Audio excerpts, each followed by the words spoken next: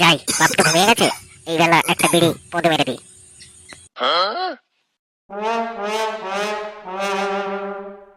এই, কে রে মারা ওখানে? না মানে, বাবা আমি গো।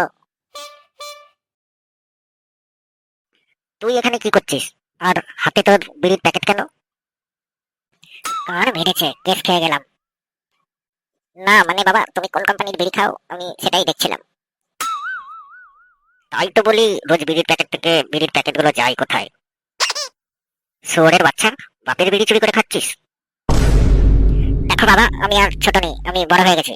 বড় ছেলেরা একটু একটু বিড়ি খাই। শুয়োরের বাচ্চা, আজ তোকে কেলিয়ে ছোট করে দেবো।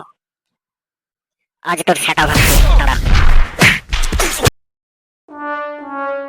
না হয় একটা বিড়ি চুরি করেছিলাম, তা বলে এইভাবে কেলালে বাবা?